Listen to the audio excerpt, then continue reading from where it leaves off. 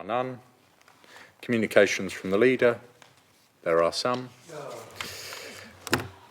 Which I should start, of course, by saying that we have lots of business to get through this evening. We have 11 meaty items, which I would suggest show just how much this council is delivering. But with that in mind, I would ask all members to reflect and think, as challenging as that may be, think perhaps before they speak, and consider what could be a very lengthy meeting.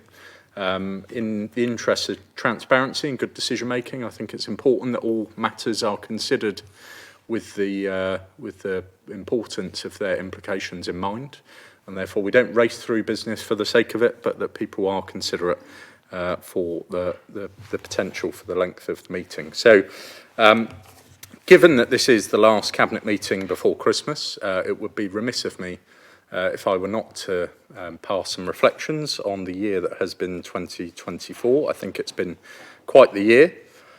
And as I never get bored of saying, we've been working day in, day out to deliver our 6 missions and to transform our town. Not everything has gone right, of course, it never does.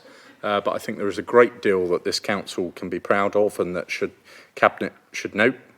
Fundamentally, I believe that we have changed the way that Harlow Council works, and we have put the council on the footing to truly transform the town over the coming years. And as I will come on to, we are in a very strong financial position and we are now able to deliver some lasting change. And as I'm saying to lots of people at the moment who may be interested in applying for some roles that we are advertising for, I truly believe this council is in a position to change this place for a generation. And I don't think there are too many councils in the country that could say that. And whilst I won't list everything that we have done over this calendar year, I think there are a few that we certainly should note in the theme of the 6 missions. Of course, beginning with transforming council housing, because in this calendar year we've cleared the backlogging in housing repairs, cut the turnaround time on empty homes by 63%, overhauled the way that houses are allocated, council houses are allocated, ensuring that Harlow homes truly are for Harlow people, commenced a 100% stock condition survey, which is moving at pace, responded, as we will hear later on this evening, extremely well to the new regulatory demands of the social housing regulator, introduced tenancy audit programme and so much more. When it comes to renewing our neighbourhoods, we've totally changed the way that we maintain our green spaces, introduced something that has not been done for decades in such a way in this town, and that is the flood prevention work, drainage, gully clearance, and so much more that is making a big difference. Started a massive programme to upgrade roundabouts, replaced over 1,400 street name signs, created just shy of 500 new parking spaces. I remember a time when a political party's ambition was to create 100 within 100 days. We have done 5 times that thus far this year. In terms of rebuilding our town, I think it's fair to say, and I don't think anyone could argue, we have turned the tide on the decline, particularly in the town centre. The once-in-a-generation programme to rebuild the town centre is truly underway. That too is the case for council houses. There are, as we sit here today, more council homes being constructed than have been in the past 30 years combined in this town, which again I think is something that we can all be proud of.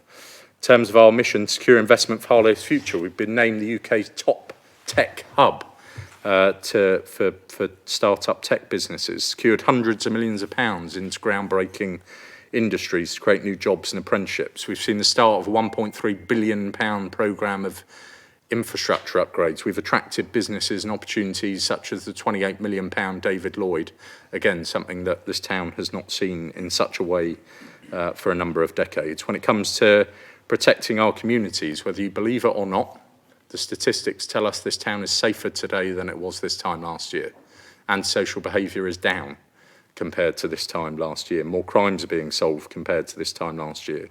Significant initiatives like Clear Whole Build in the Stowe, again driving out such behaviour in an area that has been blighted too long. And on our mission to deliver high-performing services, as I've said, we've made the council more efficient. We're talking much more about that shortly. But also invested tens of millions of pounds to upgrade council community facilities and the town's infrastructure.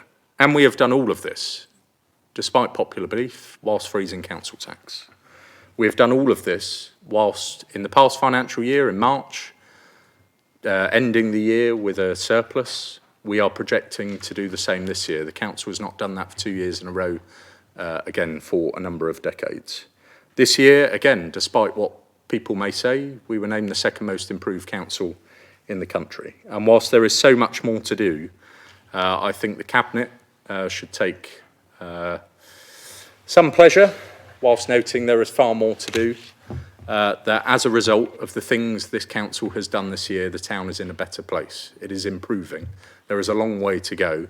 But I think, as I say, in the spirit of such festivities leading up to Christmas, I would like to thank all councillors on both sides for everything they've done to make those missions a reality and to, in one way or another, improve this town.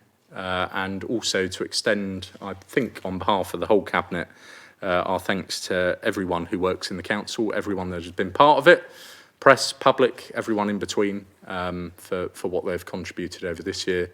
And I think I can safely say we can go into 2025 with a clear plan, a strong financial position, and certainty that we will continue to deliver on these 6 missions. So thank you for your work this year.